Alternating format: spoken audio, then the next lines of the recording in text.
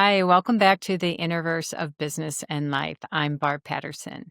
Today, I want to explore what happens or what we can do in that moment when all else fails. Yesterday, I was a guest speaker inside of Isla Coates Mastermind, and we explored this very thing because for a lot of solopreneurs, a lot of leaders, I mean, really, even when we're trying to shift a behavior or shift something within our own lives, I think we've all had that experience when we feel like we've tried everything and nothing is working. We've tried to create structure, but we don't really change. Or we've tried to get clearer, and that doesn't really create kind of change. There's all sorts of things we start to get busy in when the way we want it to go isn't working, or the outcome we're hoping for doesn't come into fruition. So for business people or entrepreneurs, it might be that you're wanting to create a product, but it doesn't sell. No one wants it. You're trying to create a team, but you can't find the right resources. Or perhaps you have a new course or a new offering and no amount of thinking about it or talking to people or trying to fine tune the language of it is creating actual butts in the seat. And it's at these moments that I want to explore with you today. Like, what do we do?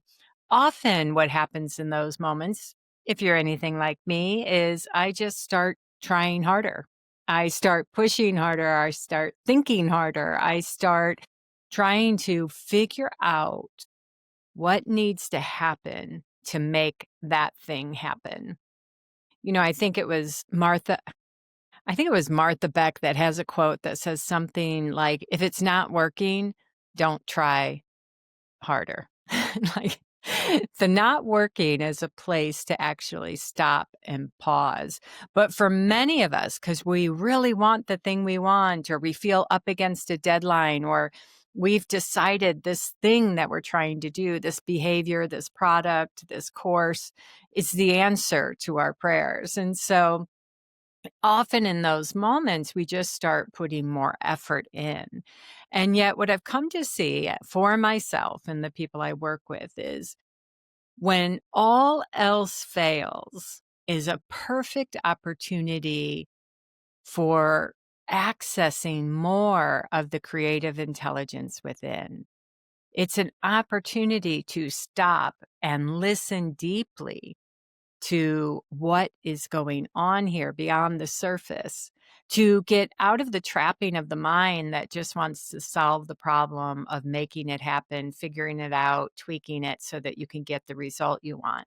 To step away from that and drop in and listen and see, is there something there that you hadn't considered before? What is trying to make itself known? What's trying to reveal itself to you that maybe because in your earnestness and your drive and your push, you have been unable to sense it or to hear it? I can think of a couple of examples here. One for me is last spring, so earlier this year. I was working on this program, and it was for people who work with leaders and teams inside of businesses. It's something I've done for over 30 years, and I had um, ran a program similar to it the year before with a lot of success. And so I was launching it again, but it wasn't getting any traction. And so I was trying to figure out why. So I tweaked the website. I sent more emails. I rethought the packaging. I rethought the offer. And for weeks, I was working on this and really puzzled. And one morning, I sort of realized, wow, the amount of time, like actual physical time I have spent trying to rework it, rethink it, change its form a little bit, see if I could change the language and it would make a difference. Or just also the mental time trying to figure it out. I was like, oh, I have sincerely lost a lot of time over the last few weeks. And I think in that moment, I just had sort of a surrender and like, maybe it's not meant to be. But there was something about throwing in the towel or it's not meant to be that didn't quite feel accurate either. So I got curious and just got open. And over the next couple of days, I started to get and hear because I took filling the class and figuring it out off my mind to the best that I could, right? Not perfectly, but I took that off my mind and I started to just be open and curious, like what's here? What is present? What information is in this for me? Not to fix it, right? But to see, like, what else? Is there another opportunity here? And sure enough, I was driving, doing some errands, and I started thinking about this 4-month program that I had wanted to create. And that was kind of in a new area for me. It wasn't completely like a radical shift, but it was outside of the business framework and really more into people, personal development in a way, just to speak to it that way, and embodiment. And in the car, I could feel the energy around it. I could feel the excitement. I was imagining who I might bring and what we might do. And then I realized, oh, maybe this is what wants to be shared. Like, this is what is alive in me. I'm trying to create something from a past win that I really love, and it's content I love, and things I've learned. And so it's not that I didn't like it, but this had definitely had a different energy in me around it. So I decided, I'm like, okay, well, let's just lean into that and see what happens. So within a day or two, I had this whole program mapped out. I had put together a PDF because I just wanted to share it with some people. I started to share it and it got like immediate enthusiasm around it. So I moved forward with that. Now, it didn't mean that there weren't any bumps with that, or any challenges. There were, but there was something different about meeting those challenges. Like I was up for it. They didn't look like complete roadblocks. They didn't have me wonder if I should throw in the towel. They did have me, get a little uncomfortable or have to, kind of encourage myself at times. But the difference in that was I could see, wow, I had spent months and, like I said, over that shorter window of time of a few weeks, an immense amount of time and energy and mental bandwidth on something that ultimately I wasn't behind anymore. Like it just wasn't where my heart was. It wasn't where my interest was. It wasn't what I was into. And really, this new program and this new 4-month immersion I was creating was in alignment. And I could feel it because, in addition to being, kind of energized internally, I was taking action. I might have had some bumps and some stalls along the way, but I was able to keep following the nudges. I was able to stay the course around this. So often, when all else fails, when you feel like you've been trying really hard and something just isn't clicking, rather than saying, I'm the problem, rather than saying, it's the industry, it's the market, what if we first go within and take the opportunity, see it as an opportunity, as a nudge to listen, to go within and listen, to see what's alive, what's really there? If you could do it anyway, what would you do? Are you attached to this particular thing because you've tied it to an identity? Like, you know, um, that if you were able to achieve this, it would mean you're respectable? Or have you, is it worked before, so you just want it to work again? There can be all sorts of reasons why letting an idea go can feel challenging to us. But if we can do that, if we can just, in a way, come back to zero inside ourselves, just get really open and curious about, okay, let me let this take this off my mind, take trying to solve it, take all my efforting, all the pushing around it off my mind for just a moment. Doesn't mean you're going to abandon it, right? You're just willing to go back to zero inside yourself. And when you do, that is where, when you give your presence to what is there beneath the noise, beneath the struggle, beneath the problem, you will get information. You will hear, you'll start to get a sense of things. Sometimes it's really clear, other times it's kind of the smell of something. And we just stay open and allow us stay interested, stay not intensely. This isn't I'm going to listen really hard. I'm going to listen. I'm going to push myself to really listen. It's just an openness and a curiosity, because as we've talked about before, the more our internal state, our inner climate slows down and becomes more relaxed, we naturally open up and we naturally are able to access more creativity, more of our knowing in that space. So, one is potentially what wants to come through isn't the thing you think you should. And can you listen and trust what's alive and what's present?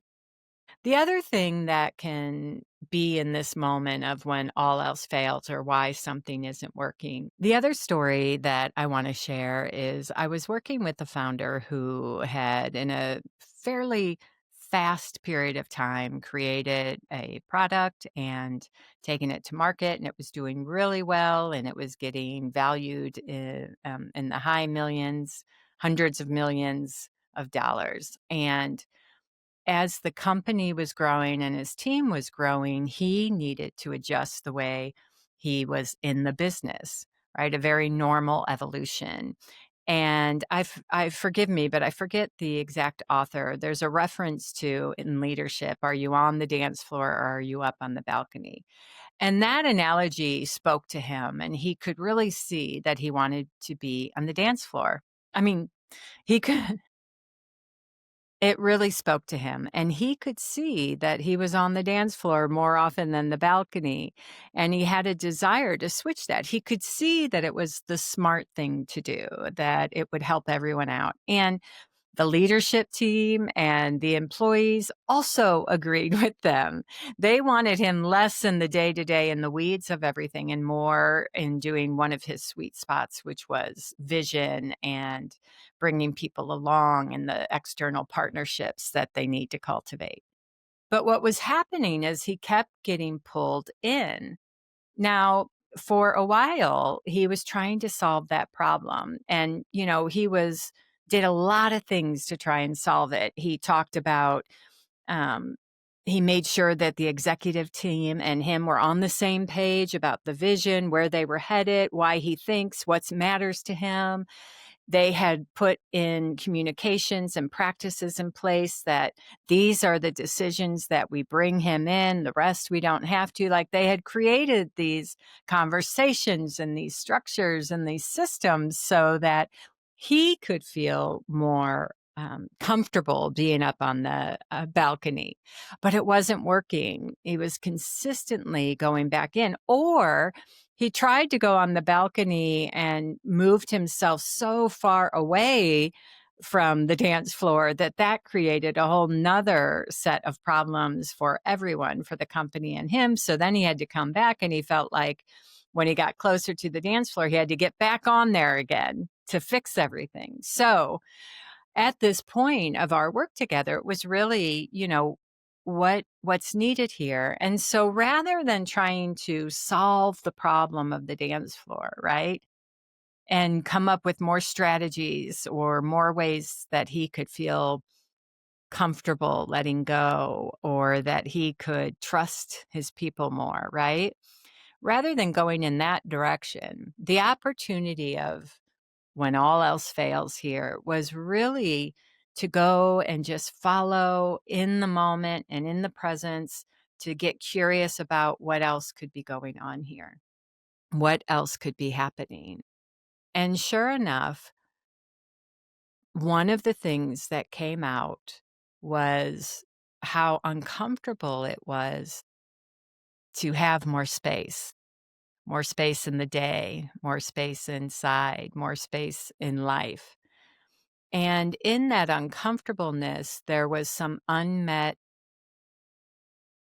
decisions, unmet feelings, unmet judgments about his life, himself, the way things had happened in a personal relationship. And so, what really was there to be met wasn't, I got to get more disciplined, I got to get more committed, I got to trust more. It was, oh, can I be with, now that I actually can and have the space, can I be with all those unmet places inside of me? And that was going in that direction is where ultimately his deeper intelligence was taking him. And that direction was the direction of ultimate freedom, right? Which is what he was trying to gain with being up on the balcony, was more freedom to be the type of leader he wanted to be doing more of the visionary work for the organization, and to let the amazing team members do their job. But first and foremost, there was a journey around inner freedom with life and the decisions and the choices and the implications of a number of historical choices he had made. But when we got to the heart of the matter and we went for what was actually wanting to be met, that didn't take years, right? That took some willingness, openness, some honesty and humbleness and vulnerability. But it wasn't impossible. But you can see where his nervous system, prior to the conscious awareness, prior to what else could be going on here, his nervous system and his mind were like trying to protect him from this, trying to keep him away. Like, oh, that feels uncomfortable. Let's not even bring it to our conscious attention and let's just stay busy, stay active. And I think we all have that to some degree or another. Our nervous system, our minds are designed to help us out, to protect us, and they can get vigilant, but they can be jumping to our rescue when we don't really need it. Old conditioning, old decisions, old experiences can have a way of locking inside of us without us being consciously aware. And pretty soon, the change we're trying to create becomes challenging. There's constriction or there's conflict or resistance, but the resistance isn't because it's not possible, or the resistance isn't because we have low character or lack of discipline. It's just simply there because there's something to be met potentially. And as he did that, that inner freedom that he began to experience was helping him everywhere in his life. So again, is the opportunity maybe for you in the place where, when all else fails and you want to look like, what else underneath this issue, underneath this place that feels like I cannot figure it out? What if there's something else there that wants to be met that has absolutely nothing to do with the problem you're trying to solve? What if the slowing down and listening and willingness to be uncomfortable is the portal, is the pathway to a new realization and to the freedom and the clarity and the access to the creativity that you're looking for? This path of we get sort of locked into the idea that the achievement of this thing or the figuring it out is the path to whatever we're looking for. But often, when all else fails, when it's not working, it's not because you're doing something wrong. It's not because of a lack of character or your personality or your subconscious blocks or saboteur. It's not because of that. It's often because we're trying to solve the wrong thing. We've just got mentally locked into a pattern or an idea, And if we can slow down enough and take a beat and a pause and lay the problem down, lay what we think we need down, right? Like really set it aside. What we'll discover is we just get more present to what is there beyond that, and that will inform us. That will reveal more to us. And that gateway, that path, that looking has a whole lot of rewards or gifts or opportunities in it. It has always worked that way, both for me and the people I've worked with. Now, the other piece I just want to speak to around when all else fails is what keeps us from being able to be agile. One of the things I've talked about on the podcast before, but I've always just observed and kind of been fascinated by is when people can bounce back, when they seem to have a thicker skin or an ability to have things not work out and just adjust. Like they hear a no and they move on. They sometimes they hear a no and they just keep going because that's what occurs to them. And, they find someone to say yes. Other times it doesn't work and they're willing to just completely let it go and look in a whole new direction and say, next, okay, what's here now? Well, when we're trying really hard and we've kind of decided that the thing we're aiming for is important, we can lose our ability to hear when we're being guided to turn a little, to adjust the sails a little bit, or to um, get open to another opportunity in the field, right? When we're so set on what we think we want or what we think is going to bring us um, the thing we're looking for, when we're set on that, our minds close to some degree. It's like almost like our periphery vision gets really narrow. And when we don't have that periphery vision, we miss opportunities. We miss kind of signals or signs or people there that, want to try and tweak what we're doing in a little bit or a whole new opportunity. So in those moments, what might be available? If we lay down, if you feel yourself like, no, I know this is the right thing. I know this is the right thing.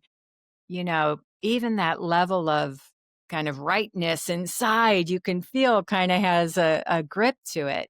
So I'd encourage you, like, if it's not working, it doesn't mean you're wrong, doesn't mean you failed, doesn't mean it's you. But what could it mean? If you got really open and willing, like you just feel into the idea, like, I'm willing to be agile, I'm willing to adjust, I'm willing to let go, I'm willing to see what I haven't seen yet.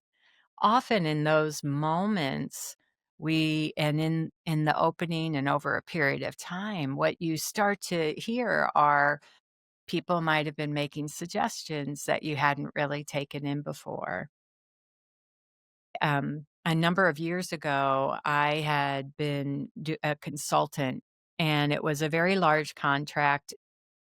I was young and didn't really kind of understand that I should be always focused on like the pipeline.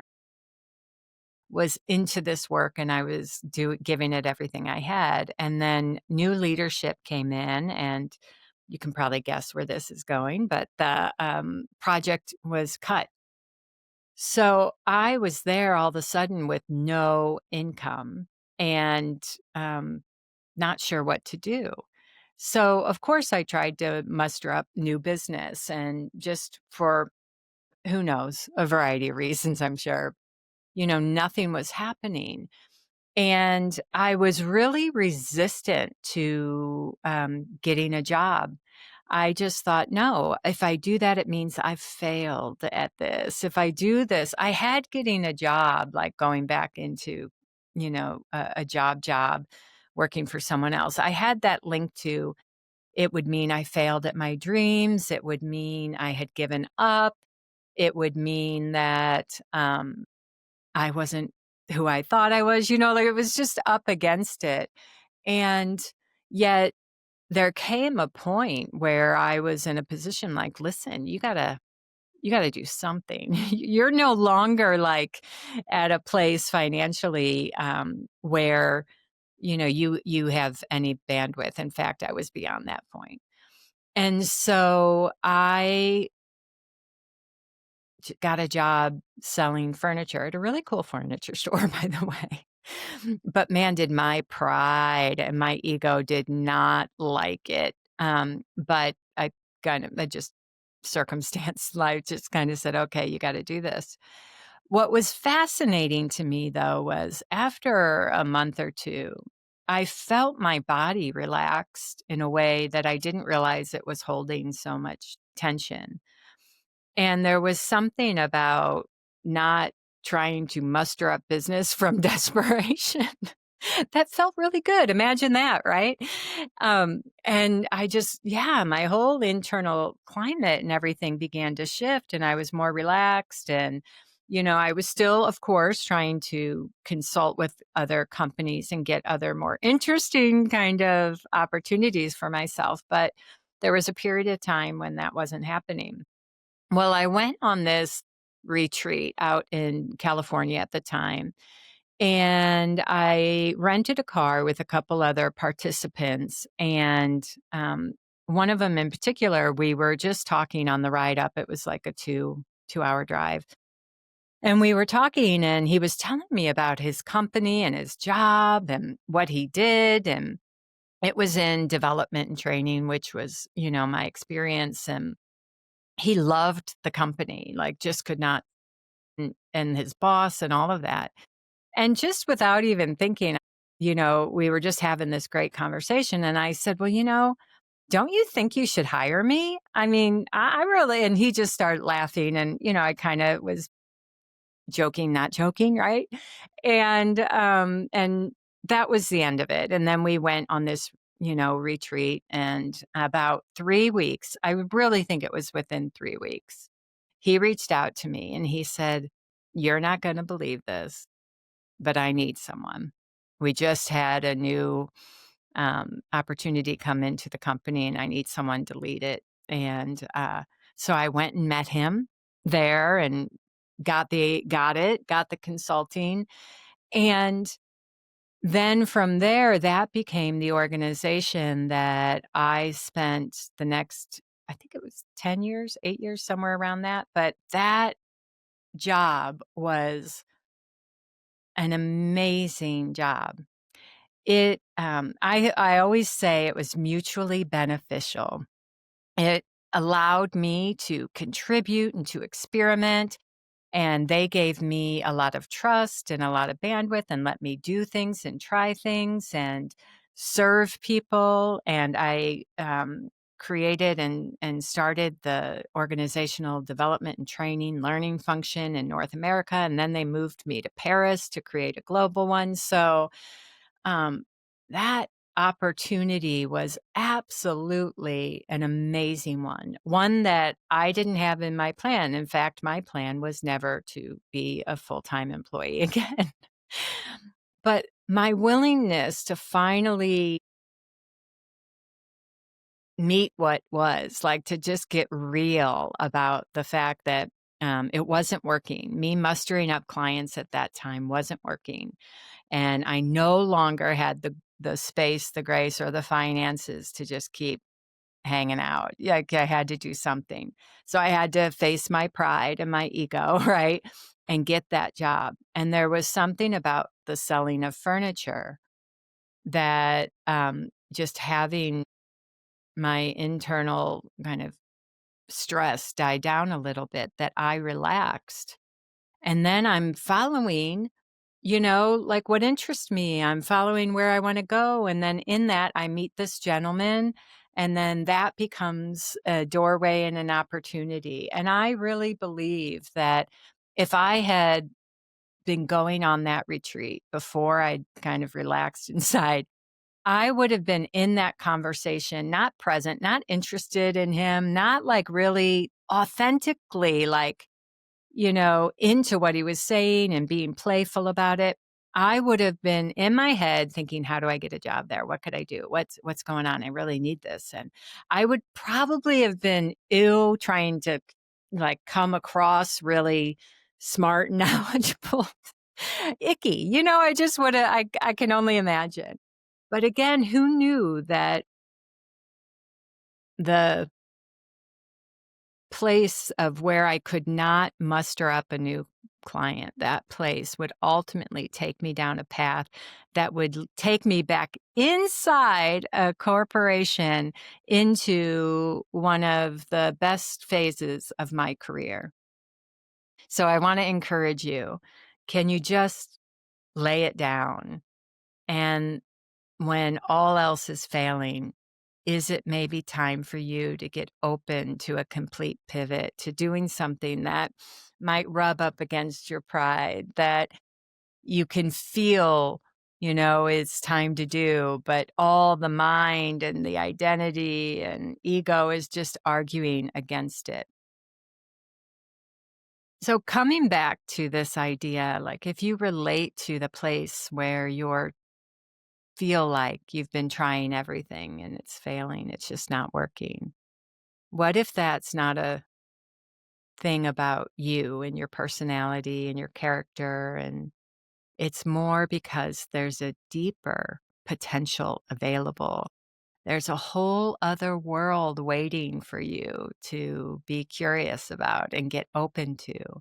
And by going within, by dropping the attachment, by going back to zero, by allowing a whole new path to unfold, or by seeing what's underneath it, that you'll discover the inner freedom, you'll discover an unexpected, surprising new path that you couldn't have predicted or planned.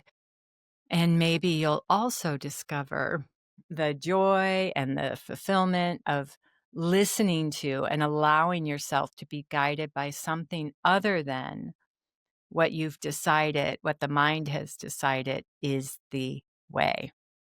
So I invite you at this time just to get open, get curious, to drop in, to see what's possible and what might be available to you in this moment.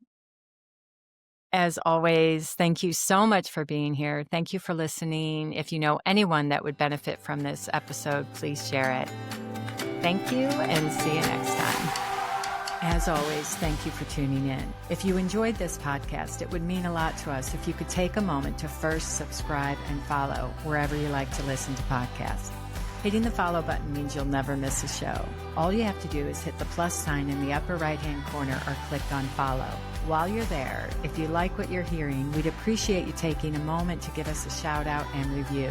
Most importantly, however, if you know anyone that would benefit from this episode, please pass it along. And finally, if you'd like to learn more about my work, Innerverse Academy, or upcoming events, you can check out my website at barbarapatterson.com. You'll find some great resources, classes, and videos, and a lot more. Thank you again for being here. See you next time.